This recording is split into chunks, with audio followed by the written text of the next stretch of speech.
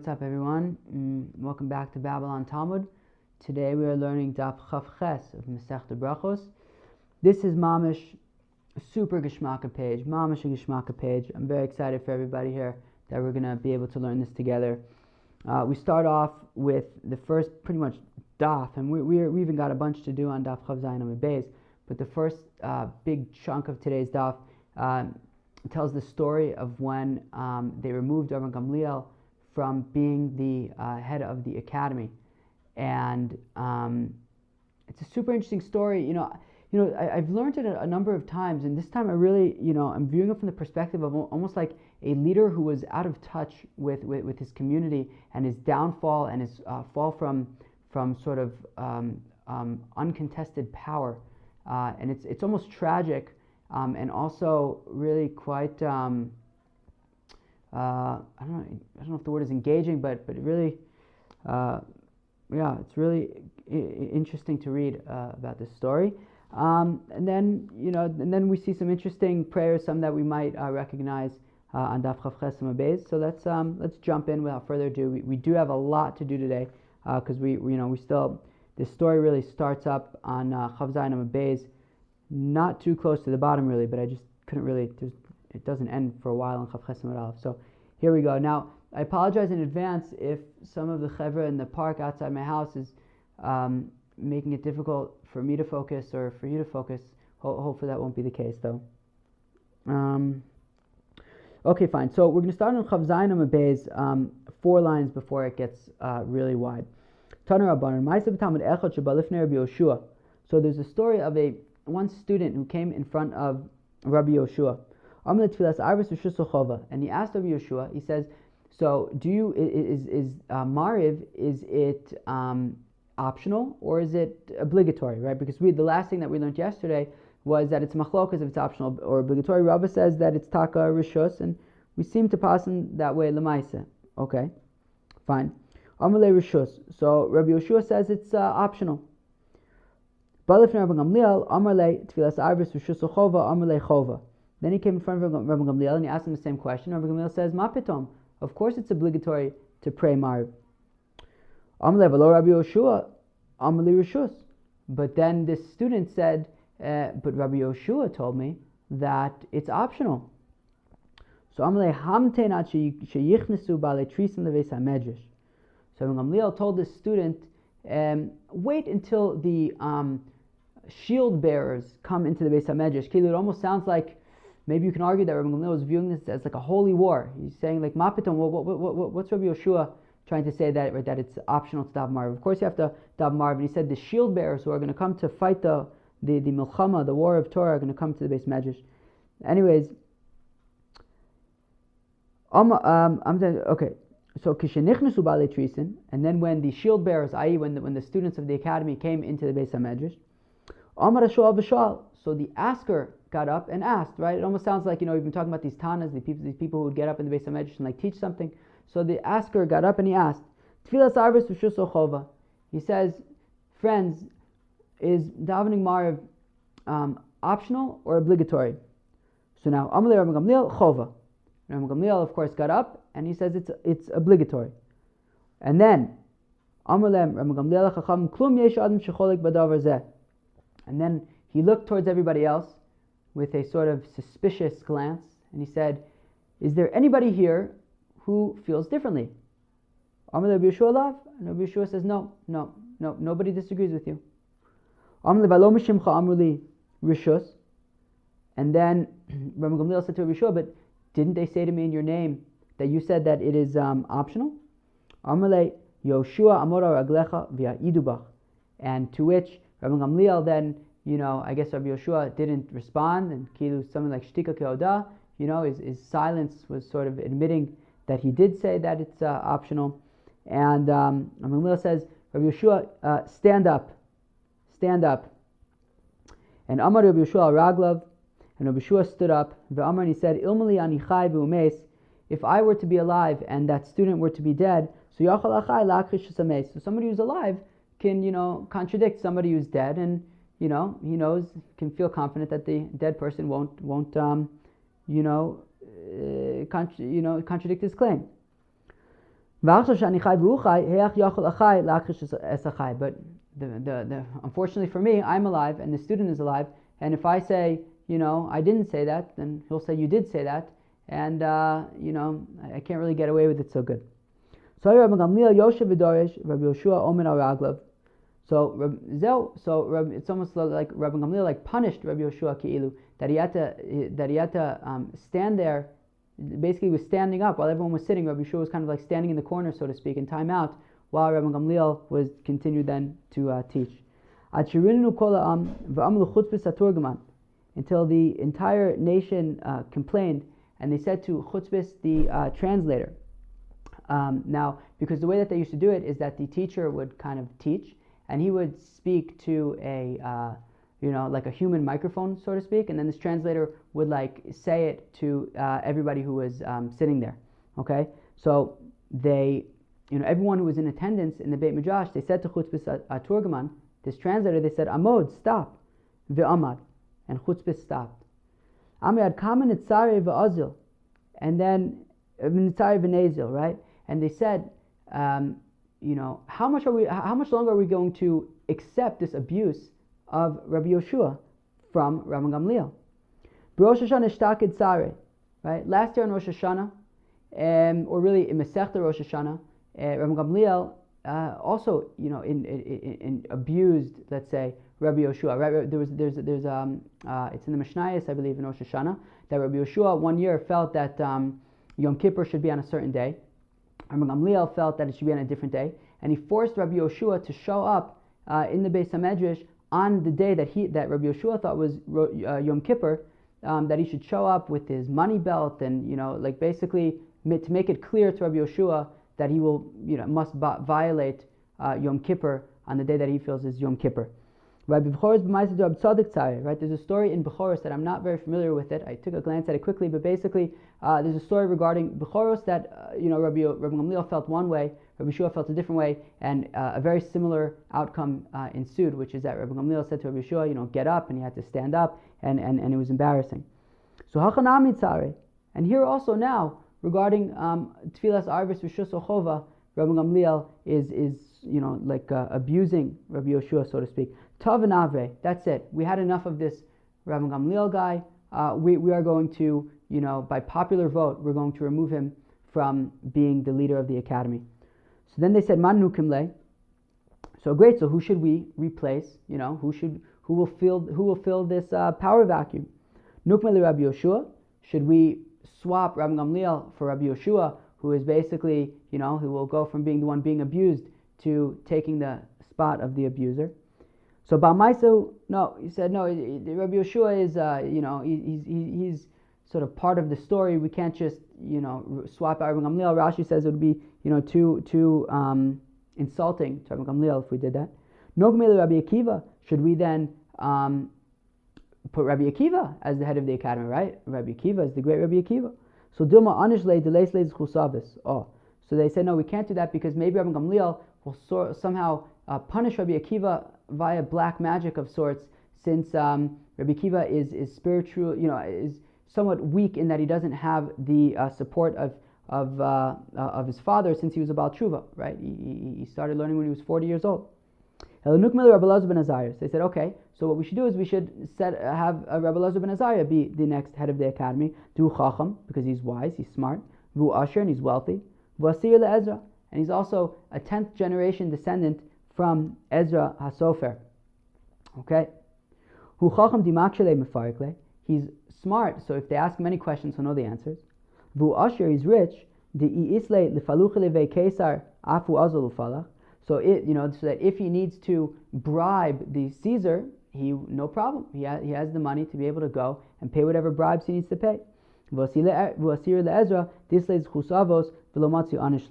and he's the 10th generation from Ezra, that he has the merit of his forefathers, and Rabbi Gamliel won't be able to punish him using whatever spiritual means he has. So they went to Rabbi Elazar ben Azariah and they said, would you like to be the next head of the academy? He says, I got to first consult with my wife. So So he went and he consulted with his wife. Amrle, and she said to him, Dumam Avin Loch. And she said, look, you're walking into a trap over here. Look what they just did to Rabban Gamliel, the great Rabban Gamliel, right? He had Yich, right? His father was Rav Shimon Gamliel, and I think Rav Shimon Gamliel's father was also Rabban Gamliel, right? Rav Shimon ben Gamliel. I think his father was like one of the Ezras already. Not the Ezras, one of the Hillels or something like that. I mean, it comes from a very Miyuchas family, right? But maybe if somebody knows that, they could let us know in the group. And so his wife told him, like, if they got rid of Rabban Gamliel, they can just as easily, much easier even, just get rid of you. So Amarla, he said to her, L'shtamish inish yom achad b'chasad demukra u'lemachar litbar. He says, yeah, but you know what? It would be better for a person to have the ability to use a very fancy glass cup, even for one day, even if the next day it's going to break, but at least he had that one day, right? So I may as well accept the honor of this position, even if they're going to later revoke it. Amarle, she said to him, Leisla chivarta, you don't have a white beard, right? Ha'u yoma bar tamne shnei hava. That day was his 18th birthday. That day was Rabbi Elazar ben Azariah's 18th birthday. Israchash le nisa v'ahadjule tamne srei dare chivarta. And a miracle happened, and he miraculously got 18 rows of white hair. I guess, he suddenly got lots of white hair and lots of white beard or something. And Hainu de Kamar, Rabbi Elazar ben Azariah, Hare ani kiven shivim shana v'lo ben shivim shana. And that's why on Daf Yud Beis Amud Beis, in the Mishnah, Rabbi Elazar ben Azariah said, I am like 70 years old. I'm not actually 70 years old. He was really 18 years old. Okay. Now, Tana also yom salku l'shomer Pesach. That day, they removed the security guard from the door of the Beis HaMedrash. And they allowed anybody to come into the Beis HaMedrash. Because Rabbi Gamliel would announce and say, because Rabbi Gamliel made rules for entrance. He said, anybody who's inside is not like his outside, i.e. anybody who's not 100% authentic has no place in the Beis HaMedrash, right? So that day, they got rid of this gatekeeper, and they allowed anybody to enter the Beis HaMedrash. Ha'uyoma itosvu kama safsale, and that day many benches were added to the Beis HaMedrash. Amar Rabbi Yochanan, pliba Abu Yosef ben Dostai v'Rabbanan. It's a machlokes between Abu Yosef ben Dostai and the Rabbanan. Chad Amar itosvu arba mea safsale, chad Amar shva mea safsale. Right, one of them says that 400 benches were added that day. Another one says 700 benches were added to the Beis HaMedrash that day. Either way, a lot of people came to the Beis HaMedrash to learn when they removed Rabban Gamliel from being the leader. So Rabban Gamliel started to feel bad. Amar Dilma, Chas v'Shalom, Manati Torah miYisrael. Maybe Chas v'Shalom, I was preventing Yidden from learning. So they showed him in a dream, Chatzvei Chivari D'Malyon Kitma, white pitchers that were filled with ashes. Right? The point being that no, Rabban Gamliel, you were right. All these people who are learning today, it looks like they're good people, but really on the inside, they're no good. You were doing the right thing, right? I guess right. The white vessels with the black ashes inside, I guess, being a metaphor for his insistence that people be the same way on the inside as they are on the outside. So that dream was kind of showing support for his perspective, but the Gemara says, "V'loi, that wasn't really true." That was really only to make Rabban Gamliel not feel bad. He was shown that dream, but the fact of the matter is, it was really better what they did that day by allowing anybody to come and learn. Tana Edios Bo Bayom Nishnes. They say the Masechta Edios. Remember, we saw yesterday that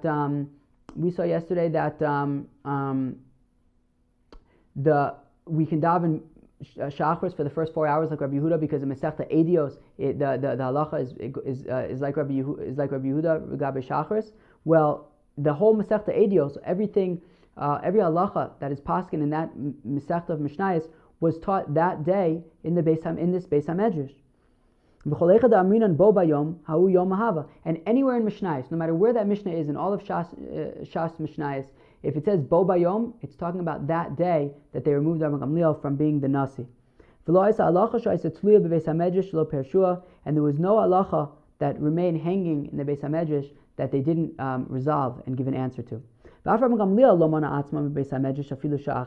Gamliel, you would think that Rabban Gamliel was disgraced and he went home crying. No, no way. Even Rabbi Gamliel, didn't miss out on this amazing day of learning, which says a lot about Rabbi Gamliel, right? That even, this must have been extremely difficult for him. Imagine also he was like his father and his father's father. He comes from a family of heads of the academy, and then he kind of blew it.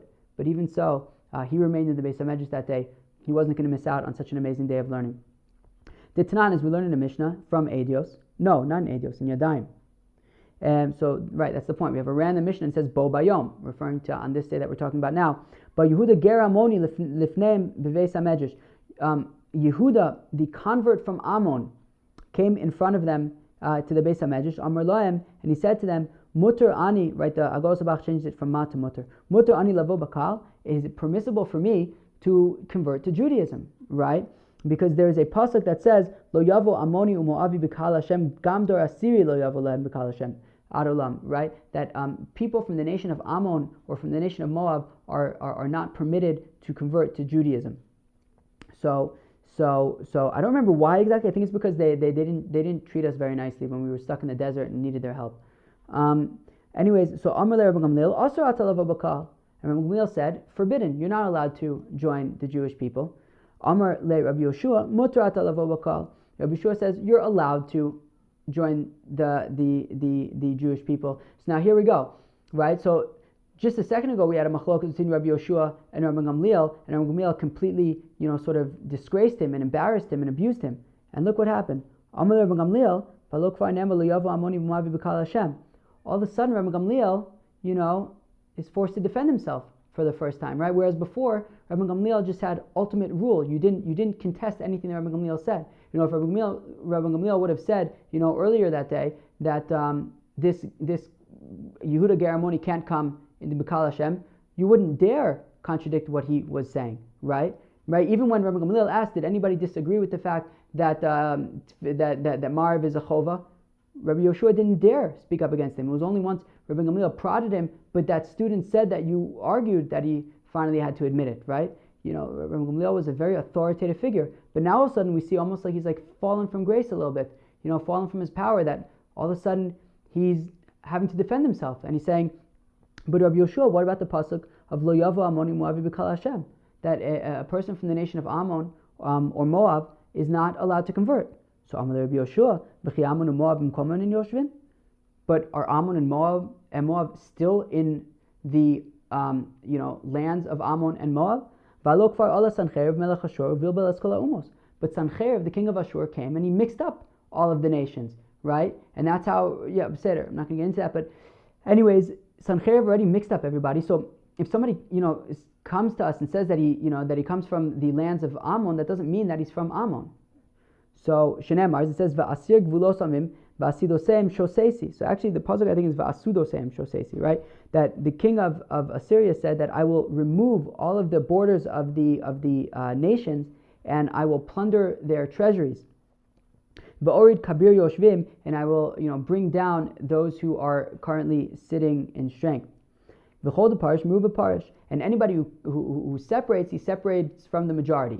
The point being that we have no reason to assume that this Yehuda Geramoni is actually from the nation of Ammon, right? Because the people who live in Ammon are not actually from Ammon, and therefore we can assume that he is not a real Ammoni, and therefore he should be able to convert. That was Rabbi Yoshua's argument. To which Rabbi Gamliel said, but there Rabbi Gamliel said, yeah, but what about the pasuk that says, this pasuk is from Yirmiyah, it says that afterwards I will return the children of Ammon. And Rabbi Gamliel said, and these children of Ammon already returned. Amar Rabbi Yoshua, to which Rabbi Yoshua responded, right? But what do you mean? We have a very similar pasuk, right, in the context of the Jews, that it says that I'm going to return the Jews to their land, and we haven't yet returned to our land. So miyadi tiru lavo bakal, and immediately Rabbi Yoshua actually won that argument, and they allowed Yehuda Geramoni to convert. Amar Gamliel hol v'hachi hava ezu v'afaisa Rabbi Yoshua, and Rabbi Gamliel, had to accept the fact that he actually was not correct, and maybe even accept the fact that he wasn't always right, and maybe he started to question his authority. Anyways, he then said, well, if I see that Rabbi Yeshua is actually right, let me go and ask him for forgiveness of after all that's going on. So Kimata Levese, Chazinu La'ashise Devese de Meshachron. And he went to Rabbi Yeshua's house to ask for forgiveness, and he had actually never been to Rabbi Yeshua's house before in his life. And for the first time he noticed that the walls of Rabbi Yeshua's house were black with ash. And he said to Rabbi Yeshua, well, from the walls of your house, it would appear that you are a blacksmith. To which Rabbi Yeshua responded to him, woe to the nation that you are its leader. And the Gilion adds, and woe to the boat that you are its captain. You are oblivious to the difficulties of Talmidei Chachamim, B'meim Misparnesim, what they have to do to make a living, Uvameim Nizonim, what they have to do to feed themselves. Amarlo Ne'nesi Lach Mecholi, Rabbi Gamliel said to him, I've offended you. Please forgive me. Lo Ashkach Bey, and Rabbi Yeshua didn't even listen to him. He ignored him. Wow. Aseh b'shvil kvod Abba. Rabbi Gamliel said, well, can you at least forgive me out of the honor of my father, Rabbi Shimon ben Gamliel? Payes, and to that Rabbi Yeshua agreed, and he said, sure, I will forgive you out of respect for your father. So then they said, Amru manezil v'leimelu l'Rabbanan. So then they said, okay, great. So now what do we do? Who's going to go and tell the rabbis back at the Beis Medrash that we've resolved it and that Rabbi Gamliel will now be reinstated as the leader? Amru ahu kobes, some random launderer, like somebody who worked at a laundromat, happened to be there. I guess I'm not exactly sure why, but who knows? Maybe like Rabbi Yeshua even shared a space with this launderer. Who knows? But anyways, he said, Ana Azilna. He said, I will go and report back into the Beis HaMedrash. Shalach lu Rabbi Yeshua levei midrasha. So Rabbi Yeshua sent back over there to the Beis HaMedrash. Mandelavish mada yilbash mada. The one who has always been wearing the cloak until now will continue to wear the cloak. I.e., Rabbi Gamliel will continue to be the Nasi. Umandelo lavish mada yemar le lemandelavish mada shlach madcha vana albashay. Right, and somebody who has never worn the cloak before will just, say to the person who has worn the cloak, take off your cloak and I'm going to wear it, right? Meaning, basically they were sending back to the Beis HaMedrash, Rabbi Gamliel has always been the leader. He comes from a family of leaders. He needs to continue being the leader. We can't just have somebody who's never been a leader before, has no experience, just take the leadership responsibilities.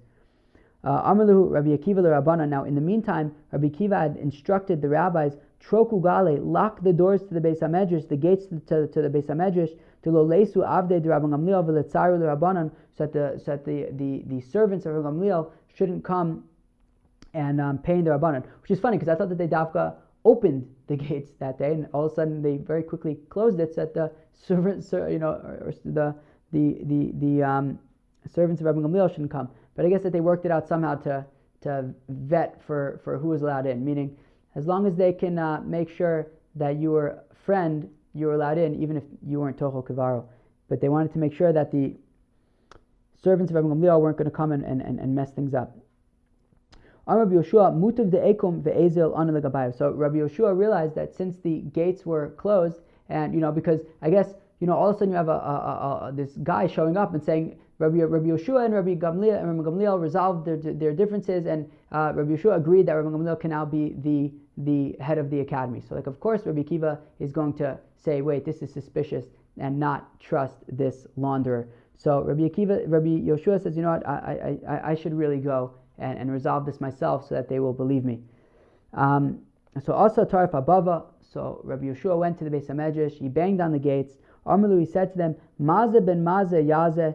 Right, the sprinkler, the son of the sprinkler shall continue to sprinkle. This is a reference to the para aduma, the red heifer that they would slaughter and make into ashes, and then they would mix the ashes of the red heifer with water from a stream, and then they would sprinkle that on people who had come in contact with the dead. Okay, so they're saying, so he's saying as a metaphor, somebody who has sprinkled in the past will continue to sprinkle, i.e., a Kohen will be sprinkling. V'she'enu lo mazav lo ben mazav, and somebody who is not a sprinkler and is not the son of a sprinkler, i.e., somebody who's not a Kohen, yomar lemazav ben mazav memecha me me'ara ve'afrecha efer mikla. Will he really say to an actual Kohen that your water is water from a cave, i.e., not fresh stream water, and your ashes are just ashes, random ashes that you like burnt on your own, but not the ashes of the parah aduma? So Amar Rabbi Akiva, Rabbi Yeshua, and his payasta. Rabbi Yeshua, then Rabbi Akiva says to Rabbi Yeshua, have you really been appeased? Klum asinu ela b'shvil kvodcha. We did all of this only out of honor for you, But if you are really appeased, then sure, we will resolve this. So Lamacha ani va'atan ashkem fischo. Tomorrow, you and I will go to Rabbi Gamliel's door and we will resolve this. Amri hechinavid. They said, well, and okay, great. So now that this has been resolved, what should we do? Na'avre? Should we just get rid of Rabbi Elazar ben Azariah from being the head of the academy? Gemir malin b'kodesh ve'en moridin. We've learned that you only go up in holiness. You don't go down in holiness. So you're not going to, make Rabbi Elazar ben Azariah the head of the academy and then immediately remove him, which is funny because, his wife was concerned, well, they're just going to get rid of you. But then when push came to shove and they actually were going to get rid of him, they said, no way, we're not getting rid of you because Malam b'kodesh ve'moridin. Nidrosh marcha da shabbata umarcha da shabbata, right? And so they said, well, maybe they can just switch off weeks, right? 1 week will be Rabbi Gamliel, 1 week will be Rabbi Elazar ben Azariah. Asi lekanue, it'll just end up, it's not going to work. It's going to end up leading to jealousy. So lidrosh Rabbi Gamliel tlasa shabbata, Rabbi Elazar ben Azariah chada shabbata. So the compromise that they came up with was that Rabbi Gamliel will be the nasi for 3 out of 4 weeks, and 1 out of 4 weeks, Rabbi Elazar ben Azariah will take the responsibilities of nisius. And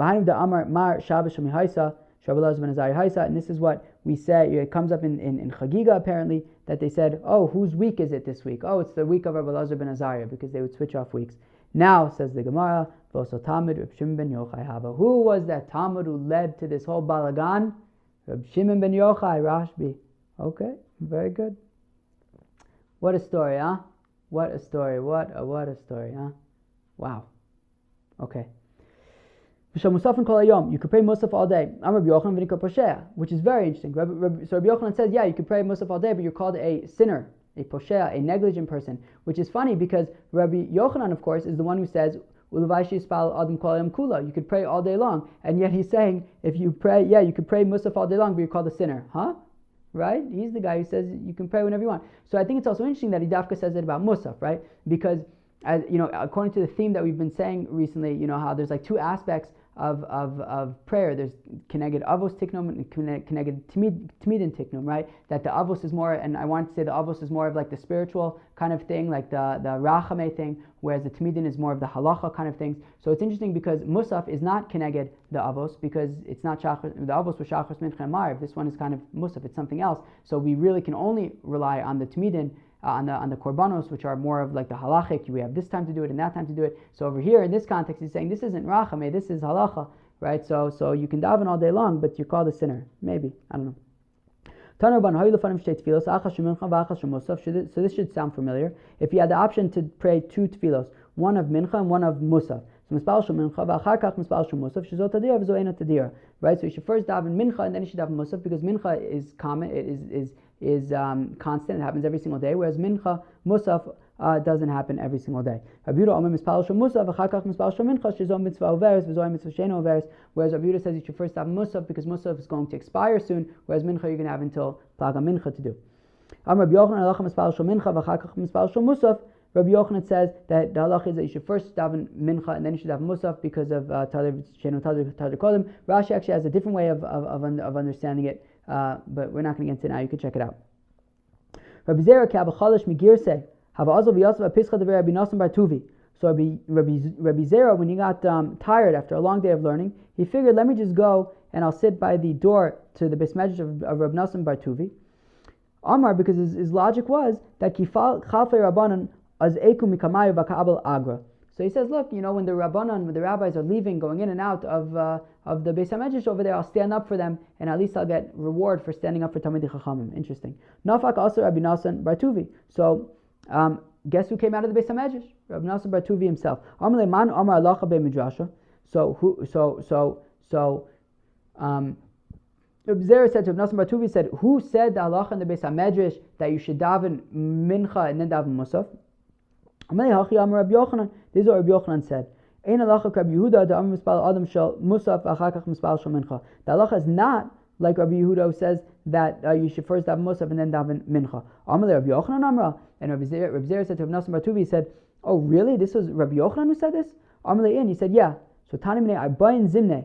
And then Zimnin. So Reb Zera was so excited about this fact that it was Rabbi Yochanan who said this, that he learned it from Reb Nassim Bar Tuvi 40 times. Okay, fine. So Reb Nassim Bar Tuvi said, like, wow, I see you're very, very excited about this halacha of Rabbi Yochanan. Like, is this the first thing that you've ever learned from Rabbi Yochanan, right? You know, it's almost like, Rabbi Nassim Bar Tuvi is like a chassid of Rabbi Yochanan, and, he's seeing that this person is like just drinking up the Torah of this Rebbe, and he's like, wow, this must be like the first Torah, that you've heard from this Rebbe, right? Oh, chadasilach, or is it just, or is this just something new? You know other things from Rabbi Yochanan, this is just a new thing. So Amalei chadasili, no, I know other things of Rabbi Yochanan, but this thing is new. Mishum de misapkali, Rabbi Yeshua ben Levi, because I always thought that this was Rabbi Yeshua ben Levi, and now you're telling me that it was Taka Rabbi Yochanan. Wow, thank you so much. I'm Rabbi Yeshua ben Levi, Zok Rabbi Yeshua ben Levi, Kal Mispal Tefillah Shal Musaf and Lachar Sheva Shaos, Rabbi Yehuda Olav Akasuv Omer, Nugi Mimoed Asafti Mimei Chayu. Oh, so somebody who prays Musaf after 7 hours, according to Rabbi Yehuda, about him the pasuk says that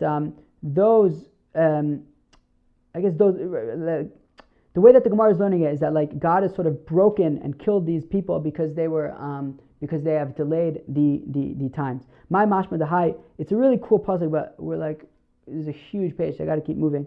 But so my mashma the high nugi lishna the tavrahu, right? How do we know that this nugi is a lashon of breaking? So Kedamatagim Rav Yosef, as Rav Yosef translated, Tavra asi al sonein deves Yisrael al deichru zman al deachru zmani mo'adai de Yerushalayim. That breaking should come al soneim on the enemies of Israel. And of course, we've learned that the enemies of Israel is a reference to the Jews themselves. It's a euphemism because they have delayed the times for davening and for festivals and things in Jerusalem. Okay. Amar Belazu kal mispal tefillah shel shachris lachar arba shaos Rabbi Yehuda olav akasuv omer nugi mimoed asafti mimei chayu.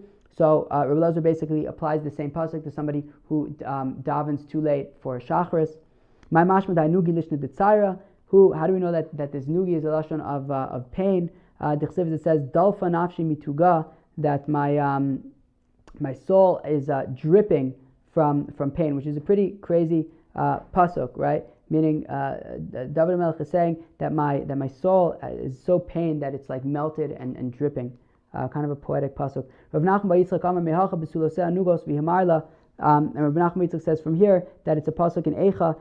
It says that the virgins of Jerusalem were in pain, and it is painful for Jerusalem. Rav Avia chalash v'la'asa lefirka de Rav Yosef. So Rav Avia was sick, and he was unable to come to the pirka of Rav Yosef. And Rashi explains that the pirka of Rav Yosef was that every week on Shabbos before Musaf there would be a shir, which is interesting because it's very similar to what happens in many of the shuls that we're familiar with, that there is a class, not a class, but like a shir before they pray Musaf. And the interesting thing is that then they would go from there to the Beit Knesset to daven, and maybe that helped them kind of get back into davening mode, because I think many people are very tired before Musaf starts after the rabbi's speech. Anyways, so the Machar Kiasa. So the next day, when Rav Avia came to the Beis HaMedrash, so Abaye la'anuche daite to Rav Yosef. So Abaye wanted to sort of, make sure that Rav Yosef was not going to be offended by the fact that Rav Avia was not there. Amale, my time at lo asamar lefirka. So he said to Rav Avia, like, how come you didn't come to the shir yesterday? Amale dehava chalish liba. He says, because I was not feeling well, v'lo matzina, so I was unable to come. Amale amaylo ta'am tamidi v'asis. So Abaye says, well, why didn't you just eat something and then come to the shir? So Rav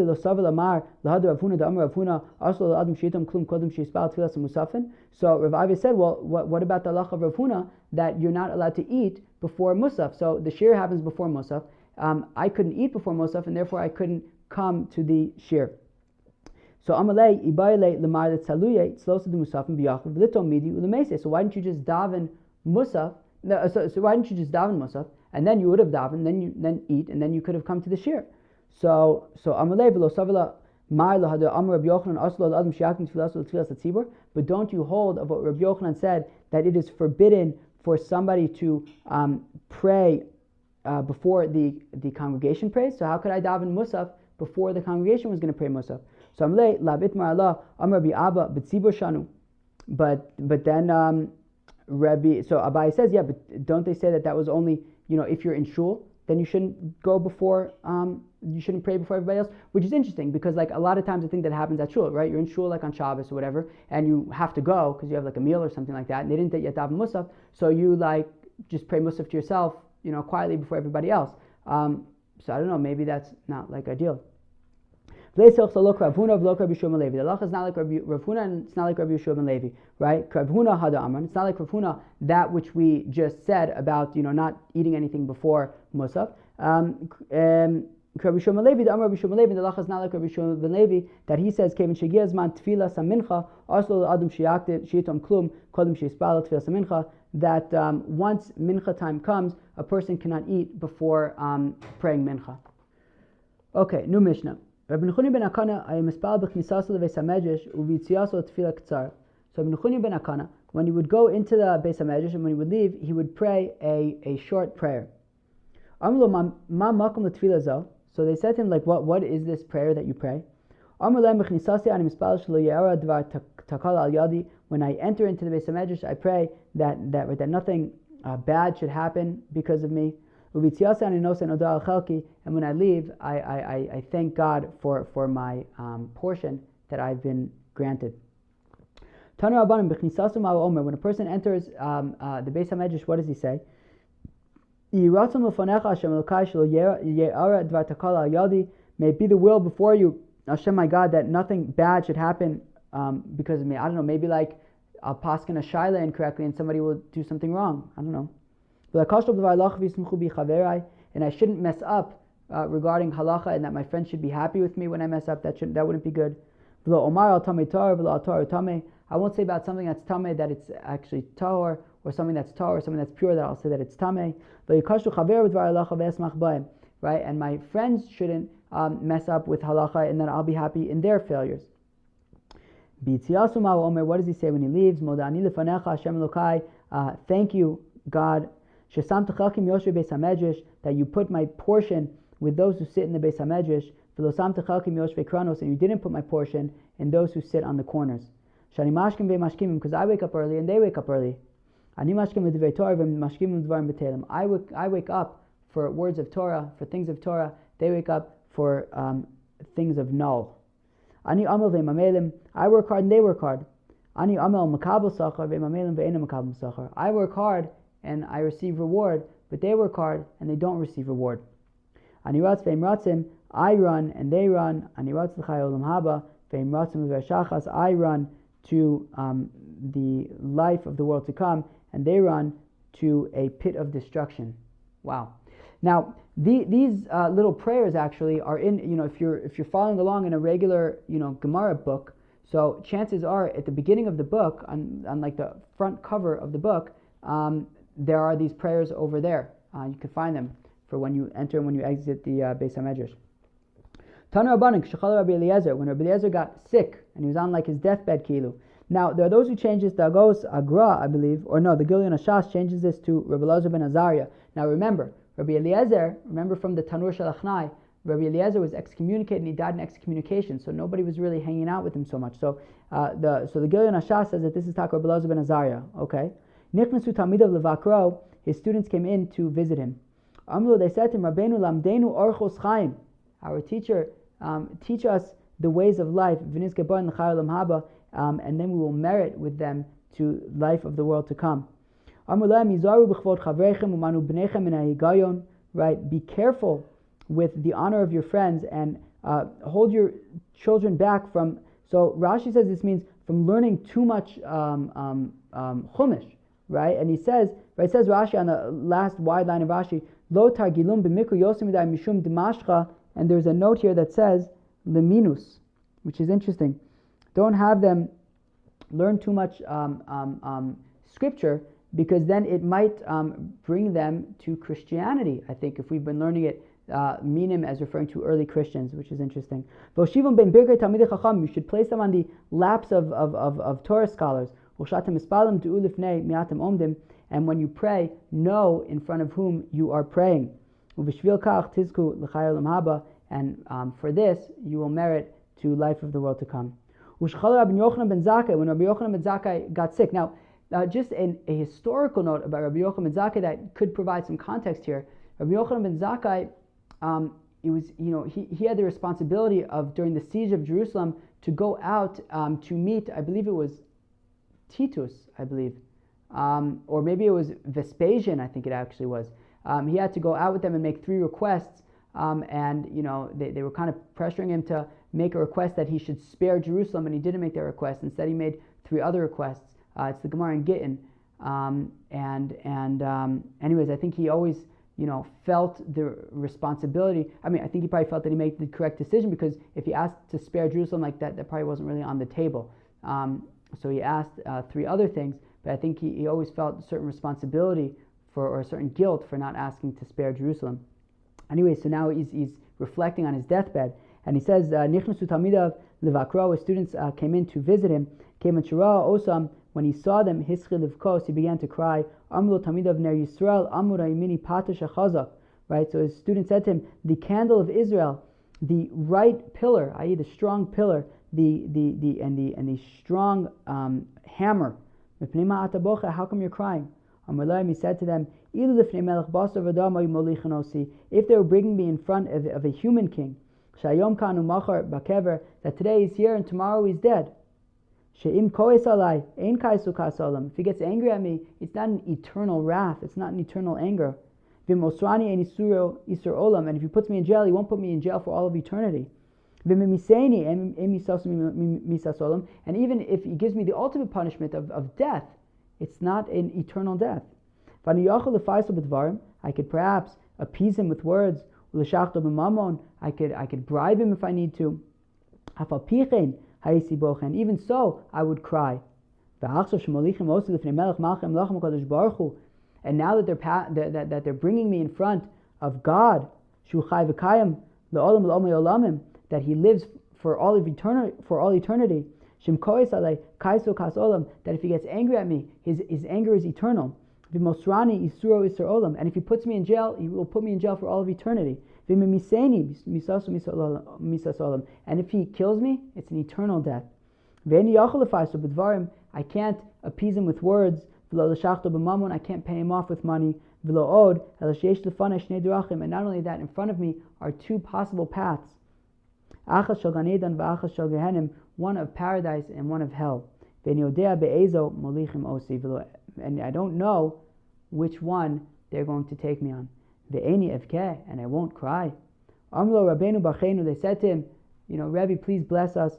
He said to them, may it be the will that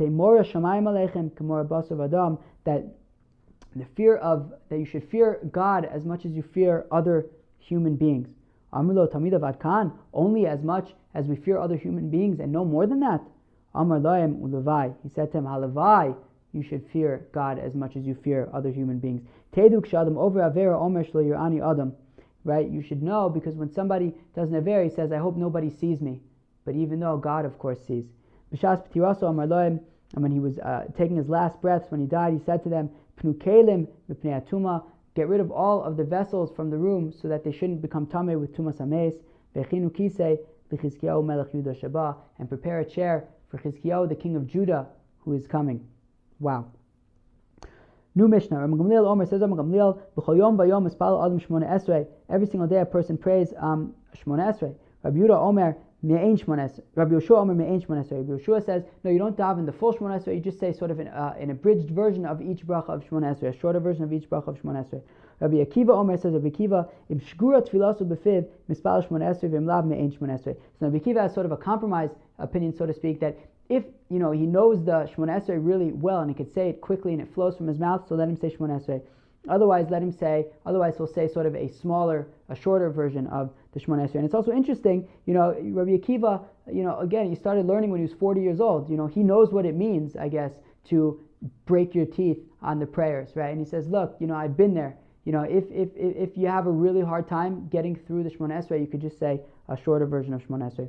Rabbi Eliezer Omer says, Rabbi Eliezer, also tefillah so keva and tefillah so tachanunim. If somebody makes his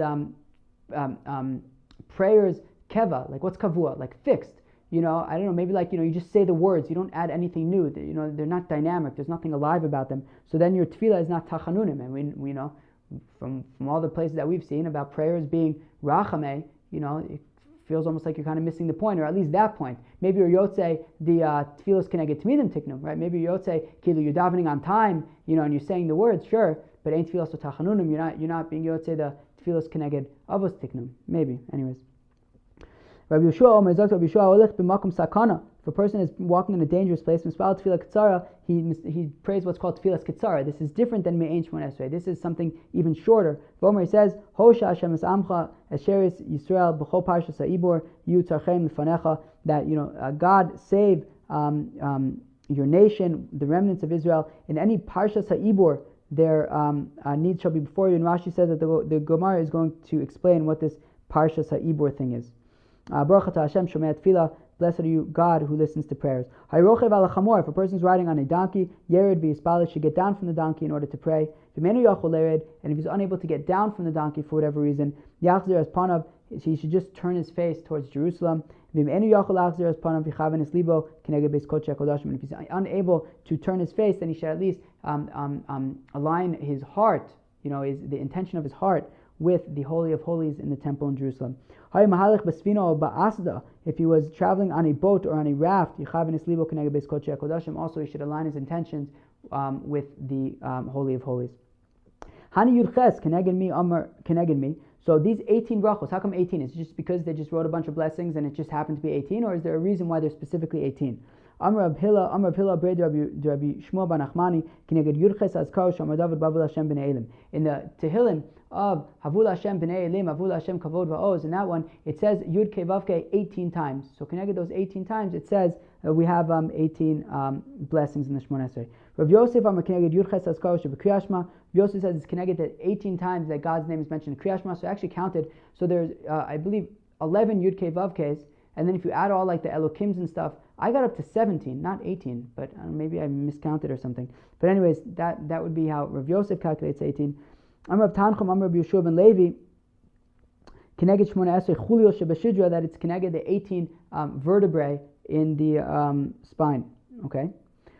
Amar Rav Tanchum, Amar Rav Yeshua ben Levi, Amaspal Tzarech Sheichra Ad Shispakku Kol Cholios Shebeshidra. When you bow down, you should bow down until all of the vertebrae in your spine are protruding. Ula Amar Ad Kadesh Yura Isser Keneged Libo, that you should bow down until you could see a coin opposite your heart. I guess that was on the floor opposite your heart. Rabbi Chanina Amar Kevin She Na'ana Rosho Shuv Enu Tzarech. Rabbi Chanina says that once you just make a nodding with your head, then you've done enough. Rabbi says, yeah, but that's only if that's pretty much the most you can do. If you're somebody who's just unfortunately physically unable to really move, so just making an indication with your head that you're attempting to bow is enough. So the Gemara says, wait a second, these aren't 18 brachos, there's actually 19 brachos in the Shemona Esrei. Amar Rabbi Levi, Birkas Haminin b'Yavne Tiknua. Rabbi Levi said that the bracha of V'lamal Shinam Al Tisikva was actually added later on in Yavne, when the Sanhedrin, when the Chacham were in Yavne. Keneged mi tiknua. Who did what? So now, what was it keneged? Right? Meaning we've been sort of saying 18 is keneged. Yud Kei Vav Kei is in Havul Hashem B'nei Elim, or the God's name in Shema. So what's 19? So Rabbi Levi Rabbi Hillel Brei Rabbi Shmuel bar Nachmani keneged Kel HaKavod Hirim. So according to Rabbi Hillel Brei Rabbi Shmuel bar Nachmani, who says that it's based on the Yud Kei Vav Kei is in Havul Hashem B'nei Elim, where it also says Kel HaKavod Hirim. So that Kel is also a name of God, so that's the 19th one. The Rav Yosef, who says in Kriyas Shema, Keneged Echad Sheva Kriyas Shema, when it says Hashem Elokeinu Hashem Echad, so that Echad counts as another Shem Hashem, and that'll be the 19th. The Rabbi Tanchum, Amar Rabbi Yeshua ben Levi, Keneged Chulia Katana Sheva Shidra, and according to Rabbi Tanchum Rabbi Levi, who says that it's based on the vertebrae in the spine, so it's Keneged there's a small vertebrae there in the spine, and that one is what the 19th one is. Shkoyach, everybody. Really big page today, but very cool page today. Some really cool stuff. That story of Rabbi Gamliel and Rabbi Yoshua is what a story. That's like a classic story from the Gemara, and also a very interesting story about rulership and authority, and our perspectives towards rulership, and even the fact that they were scared to put somebody else there because he knows how to be the leader, right? I think in Israeli politics we can relate to that as well, even though I'm really not much of a politics at all, but we have had our certain leaders who people are just scared to have anybody other than them, and we saw that by Rabbi Gamliel as well, and anyways, yeah, and then all those prayers from and those stories with Rabbi Yochanan ben Zakkai and Rabbi Elazar ben Azariah, super interesting. I hope everybody enjoyed, and I'll catch y'all tomorrow. Peace out, friends.